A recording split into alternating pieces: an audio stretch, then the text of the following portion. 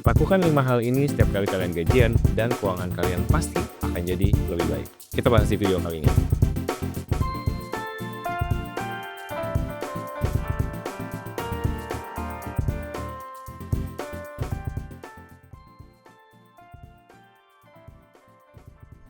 Mulai langkah perjalanan investasi dengan instrumen yang aman dan sederhana, reksadana. Di Ajaib, nabung reksadana itu gampang dan risikonya lebih rendah.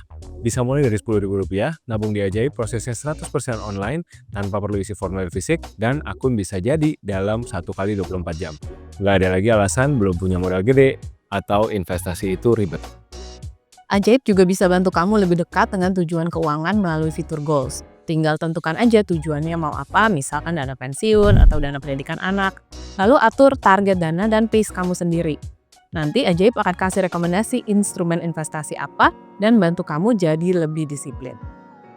Buat kamu yang baru ingin memulai perjalanan investasi dan maksimalin aset kamu, Ajaib Lite adalah starting point terbaik. Kalau kalian udah mau explore instrumen investasi lain, ada fitur Ajaib Pro dan Ajaib Alpha yang menyediakan produk aset global seperti saham Amerika Serikat dan aset kripto. Langsung download sekarang via App Store atau Google Play Store, kemudian daftar dengan kode referral SAMU767T, dan nanti kamu akan dapat saham 1 lot gratis dari Ajaib. Semua bisa di Ajaib, dan semua bisa mulai dari yang kamu punya bersama Ajaib.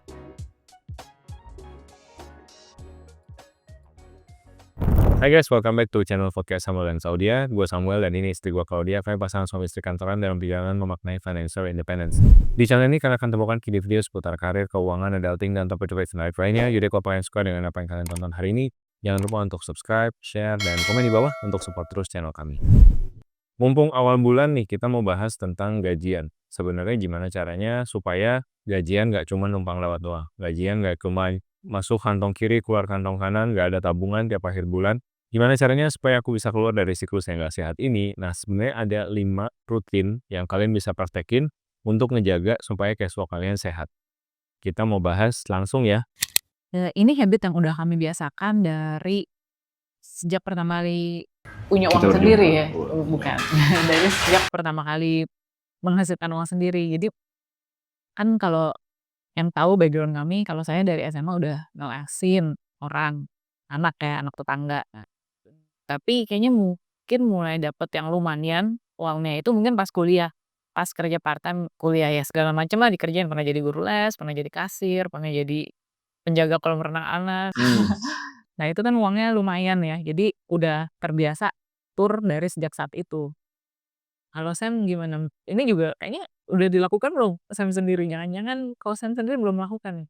Kalau saya cuma ada 1 step. Begitu gajian, setor ke istri. Jadi lebih simpel ya. Kalau waktu pas belum punya istri tuh gimana? Itu belum punya istri ya kacau, sebelum bertobat. Jadi sebelum punya istri, belum punya channel YouTube, jadi belum belajar tentang frugal living. Iya.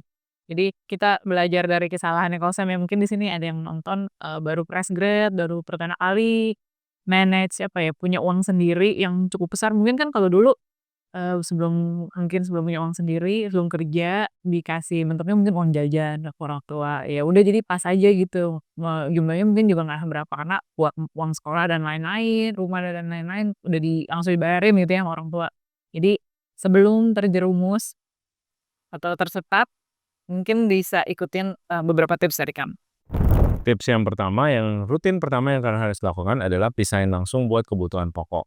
Jadi kebutuhan pokok apa? Kebutuhan pokok ya semua yang uangnya harus kalian bayar. Kalau nggak, hidup kalian nggak akan berjalan dengan lancar. Kalian nggak akan bisa operasional. Apa misalkan kalian punya rumah, bayar KPR, kalian yang sewa rumah, bayar sewa, kosan sama ya. Terus kemudian listrik, internet, air kalau bayar air, makan, belanja, dan lain sebagainya. Jadi ini harus dipisahin langsung. Dan pisahin bisa literally, kalian keluarin, pindahin ke amplop gitu ya, simpen di dalam laci, atau kalian bisa pakai rekening digital, dipisahin buat groceries. Kalau di kami sekarang udah nggak lagi misahin secara fisik karena kira-kira udah tahu, karena tiap bulan udah lakuin budgetin, oh kira-kira segini, berapa juta nih yang kita harus keluarin. Jadi udah kebayang, tapi kalau baru mulai, benar-benar baru mulai ngebudgetin, ada baiknya sih benar-benar secara fisik dipisahin. Karena kalau uangnya nggak kelihatan, itu kasih kita rasa psikologi Masih secara banyak nih, psikologi masih banyak. iya, kalau uangnya kelihatan depan mata tuh kayak kelihatan masih banyak gitu kan, tapi kalau kalian udah mulai pisah-pisahin, sekat-sekatin, mulai berasa nih, oh ya ternyata uangnya ngepas gitu. Jadi untuk kebutuhan pokok langsung dipisahin saat itu juga. Ya jadi ini, lagi-lagi ada bagusnya kita udah melakukan, pencatatan atau budgeting dulu nih beberapa bulan sebelumnya. Jadi langsung kebayang sebenarnya yang perlu untuk kebutuhan pokoknya itu berapa. Jangan dicampur adukan dengan kebutuhan yang tidak pokok. Maksudnya dengan yang manisan, jalan-jalan, atau mungkin ngafe-ngafe. Itu bukan kebutuhan pokok. Nah itu nanti beda kantongnya. Jadi yang harus dipisahin dulu yang untuk kebutuhan pokok.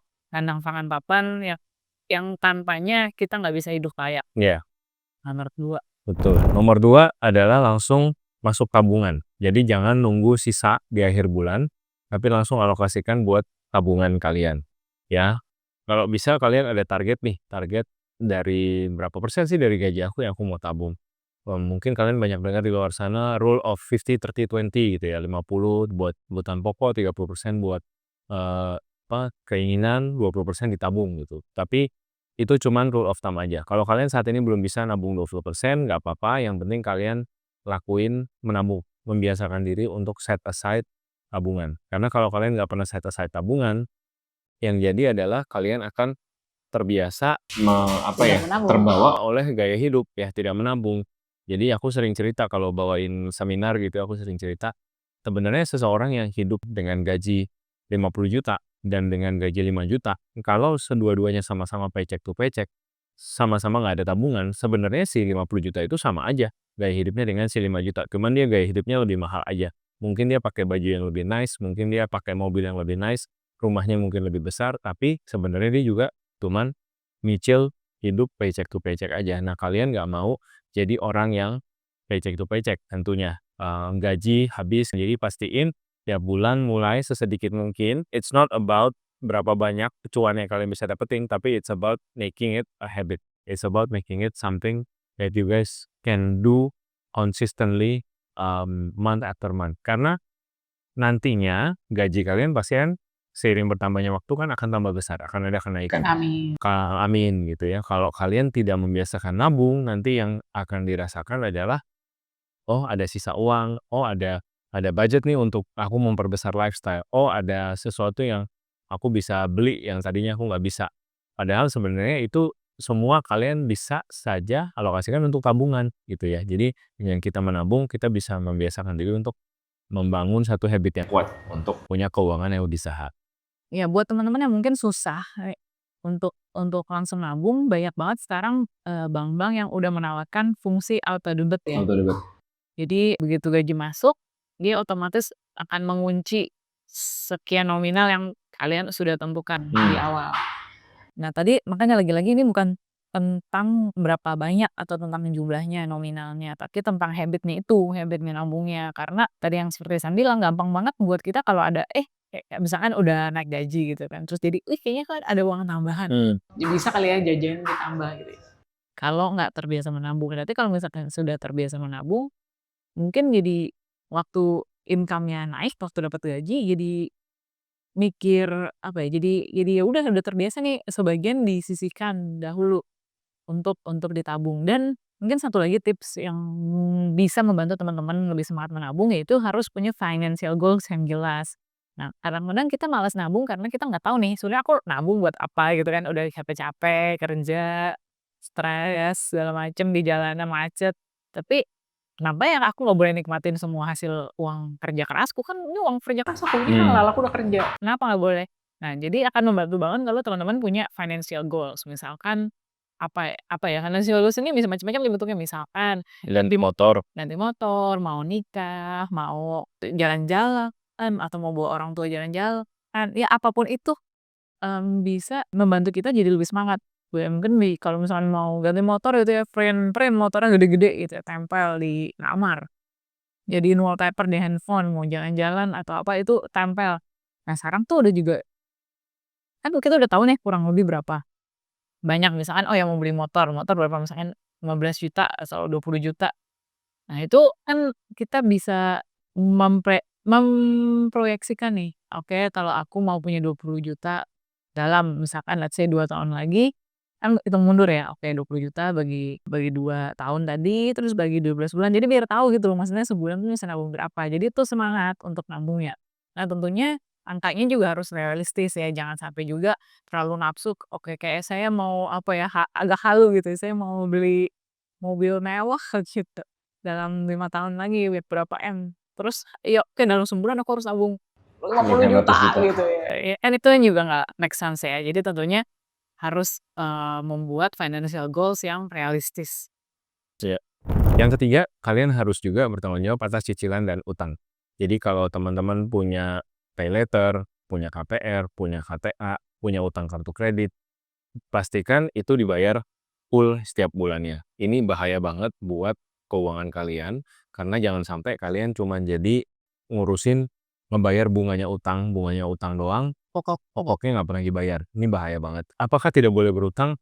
For some cases, memang mau nggak mau kita harus ambil utang gitu ya. Kalau misalkan gaji di bawah 5 juta, tapi kalian perlu beli motor harganya 20 jutaan. Memang kadang-kadang kita ada di situasi di mana kita nggak mau, bisa nggak bisa harus ambil utang. Nggak ideal gitu ya. Misalkan motor tiba-tiba jebol, harus ganti motor baru, sementara kalian nggak ada option lain untuk pulang pergi ke kantor. Jadi ya mungkin mau nggak mau nih aku harus ngambil kredit kendaraan bermotor baru gitu ya. Nggak selamanya utang itu jelek, nggak selamanya utang itu nggak bagus. Tapi yang nggak bagus adalah utang yang tidak dibayar ya. Ketika kalian berutang, pastikan kalian punya kesadaran untuk ngira-ngira nanti nih cicilannya bakal berapa nih sebulan gitu. Jangan, wah ya udah mumpung utang, mumpung ada yang bayarin gitu. Gua ambil motor yang sebenarnya speknya ya ini udah termasuk mewah. Sebenarnya gua nggak perlu nih motor di level ini, tapi gua maksain karena mumpung udah berhutang. Kalau utang bisa dihindari, ya misalkan contoh lain handphone gitu ya. Apakah kalian perlu handphone yang harganya 20 juta atau kalian sebenarnya bisa make do dengan handphone yang ya 5 jutaan atau bahkan kurang dari itu. Itu juga kembali ke masing-masing kita yang harus menakar dengan bijak karena jangan sampai alat-alat yang kita beli ini jadi jeratan buat kita nggak bisa financially stable karena harus selama-lamanya ngurusin utang demi utang, karena siklusnya akan berlanjut teman-teman ya. Handphone pasti dia 2-3 tahun sekali keluaran yang baru, motor juga gitu, mobil juga gitu. Kalau hal-hal yang sifatnya konsumtif kita ikutin terus, yang ada ya kita hidup untuk memperkaya orang lain, kita hidup untuk melayani utang-utang yang sudah kita ambil ini gitu. Mungkin ya next step-nya buat teman-teman yang terjebak dalam siklus seperti ini, bisa next purchase-nya ditunda. Kalian manfaatkan barang yang sudah kalian miliki selama mungkin. Kalian manfaatkan semaksimal mungkin. Untuk kendaraan bermotor misalkan dirawat dengan baik. Kemarin dapat DM di Instagram ada teman kita yang motornya umurnya udah 22 tahun. Setiap kali dia bawa ke rumah tuh sampai mamanya kaget gitu, marahin dia, "Kamu tolonglah jangan terlalu pelit sama diri sendiri, belilah motor," gitu. Nah, tapi itu apa ya, aku juga agak kasihan sih dengernya sih, cuman make sense kalau kalau kendaraan motor tuh kan intinya selama komponen-komponen di dalamnya sehat, selama bensinnya penuh dan oli-olinya semua cairan-cairannya sering diganti, harusnya ya sampai sampai sampai Tuhan Yesus datang kedua kali pun masih bisa jalan itu motor gitu ya, itu jokes Kristen ya, tapi ya maksudnya it runs forever gitu. Jadi bisa sampai kapan pun. Jadi, ya kadang-kadang desire kita untuk beli itu, kita mesti evaluate juga kali ya gitu. Khususnya buat yang menjadikan jadi ada utang di kita gitu. Ya balik lagi ke financial rule of thumb. Jadi kita ngomongin utang atau cicilan ya, jadi manajemen utang lah ya, itu idealnya nggak lebih dari 30% dari gaji. Jadi misalkan gaji kamu 10 juta, jadi nggak lebih dari 3 juta nih cicilan-cicilan yang harus dibayarkan tiap bulannya. Again tadi juga saya udah bilang kalau utang itu nggak selamanya jelek karena ya kita hidup nggak ada yang tahu ya, namanya kebutuhan mendadak dan lain-lain, bisa aja terjadi. Mungkin kita lagi mau bisnis, butuh modal tambahan dan sebagainya bisa aja, tapi yang harus perhatikan jangan sampai kalau bisa jangan sampai lebih dari 30% dari pendapatan bulanan. Yang keempat adalah dana darurat. Wajib untuk mulai ngumpulin dana darurat. Dana darurat ini targetnya variasi ya, ada yang bilang 3 bulan biaya hidup, ada yang bilang 6 bulan, ada yang bahkan sampai 12 bulan biaya hidup. Tujuannya adalah untuk keadaan darurat. Kalau sampai ada pengeluaran yang darurat dalam artian misalkan tiba-tiba kalian kena layoff atau misalkan tiba-tiba orang tua sakit dan butuh biaya berobat yang besar. Darurat-darurat ini bisa di-cover tanpa membuat hidup kalian jadi nggak stabil Minjem, gitu. iya, Harus bisa minjem. menghindari utang tadi ya? Kayak utang tadi di poin sebelumnya gitu. Karena kalau kita udah berutang untuk kebutuhan darurat, opsi-opsi yang tersedia kan pasti biasanya yang tanpa agunan, yang bunganya bisa belasan persen gitu ya. Jadi bunganya besar sekali dan bisa membahayakan keuangan kalian. Jadi selama masih tidak ada kondisi darurat, ada baiknya mulai nyicil dana daruratnya gitu. Jumlahnya bukan gaji ya, jadi bukan 3 kali gaji atau 6 kali gaji, tapi 3 kali pengeluaran bulanan. Nah, ini jadi bisa lebih kecil daripada gaji kalian. Nah, dicicil pelan-pelan karena kita nggak tahu kebutuhan darurat di mana, kapan terjadinya, tapi pastikan juga instrumen yang kalian pilih untuk dana darurat ini sifatnya gampang dicairkan. Kalau kami menyarankan bisa ke RDPU atau ke deposito. Jadi yang sebulan-sebulan atau RDPU kan reksadana pasar uang bisa dijual dalam waktu 3-4 hari bisa cair dananya gitu. Jadi cari instrumen-instrumen yang sifatnya liquid untuk simpan dana darurat kalian. Berapa banyaknya juga, apakah perlu sampai 12 kali gaji? Kalau kami perlu. Karena kami juga harus take care, harus siap-siap untuk misalkan kalau ada orang tua yang sakit dan dari kedua sisi ya, orang tua, juga ada beberapa biaya-biaya, rumah tangga orang tua yang di-take care oleh kami. Jadi kami merasa lebih siap dan lebih mantap lah dengan 12 bulan pengeluaran. Nah, kalian harus berapa, kalian assess sendiri, evaluasi sendiri keadaan kalian. Apakah kerjaan saya stabil? Apakah income saya cukup? Apakah saya gampang kira-kira kalau kena layoff untuk dapat kerjaan lagi gitu. Saya kerja atau bisnis, nah itu juga tingkat resikonya biasanya lebih tinggi kalau yang berbisnis. Jadi mungkin butuh cover dana darurat lebih banyak. Buat kami pribadi, pengalaman menggunakan dana darurat itu yang berasa banget waktu papaku sakit stroke itu di 2018 ya?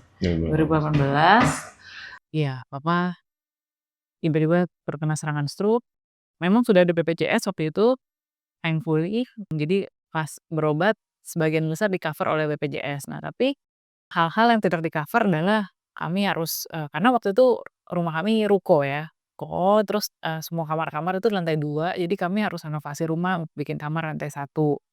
Lalu kami harus adalah beberapa peralatan yang tidak di-cover BPJS yang butuh untuk apa ya, seperti ranjang yang kasur khusus ya, yang anti kubitus, kan kalau orang yang tidur di ranjang terus kan mereka harus spesial ya kasurnya biar nggak luka kulitnya. Mesti hire suster. Nah, dan selama masa renovasi akhirnya kita juga harus tinggal dulu nih ke apartemen, sewa apartemen karena kan nggak bisa naik tangga kan papanya. Kalau di sedangkan apartemen kan langsung naik lift, langsung masuk masuk, unit. Masuk ke unit. Ya, jadi itu semuanya di-cover oleh dana darurat. Itu jadi berasa banget sih pentingnya ya, karena kalau misalkan saat itu nggak pegang uang sama sekali, wah ya itu mungkin kita harus cari pinjaman entah dari mana ya, apakah entah dari saudara ataupun lainnya, tapi ya bersyukur ya untung ada dana darurat yang terkumpul. Poin yang kelima yang nggak boleh lupa adalah alokasiin juga budget buat yang happy-happy, buat spending kalian yang senang-senang. Tentunya kita namanya manusia pasti ada keinginan untuk tempat hiburan ya, jalan-jalan, makan enak dan sebagainya. Itu boleh banget dialokasikan dan sebaiknya memang dari awal bulan pada saat kalian terima gaji udah dimasukkan ke dalam budget. Kenapa dibudgetin? Karena juga bahayanya kegiatan senang-senang ini adalah seringnya mereka datang ke kita itu secara impulsif. Jadi membuat kita untuk bereaksi secara nggak rasional juga kadang-kadang gitu ya. Oh, ada artis kesukaanku datang, oh ada barang baru, tas lucu atau apa yang limited edition segala macam gitu. Nah, aku sendiri sebagai orang yang lebih boros dari istriku, aku menemukan cara budgeting buat happy-happy ini sangat membantu ya. Jadi cara cara aku adalah aku punya kantong budget untuk aku pakai setahun. Angkanya sekian juta lah gitu. Nah, selama angka itu masih ada sisa, aku boleh belanja nih buat happy-happy, tapi aku juga harus perhitungkan, wah sekarang udah baru bulan Januari misalkan gitu ya.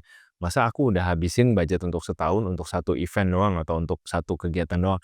Jadi kayaknya enggak deh, kayaknya untuk bulan Januari ini mungkin aku pakai ya sedikit lah gitu. Nanti Februari dan seterusnya sedikit-sedikit lagi atau oke, udah masuk Agustus, mungkin kayaknya akhir tahun nggak ada lagi yang mau aku beli, udah aku habisin sekarang gitu. Jadi dikira-kira sendiri, budgetnya seperti apa gitu untuk senang-senangnya.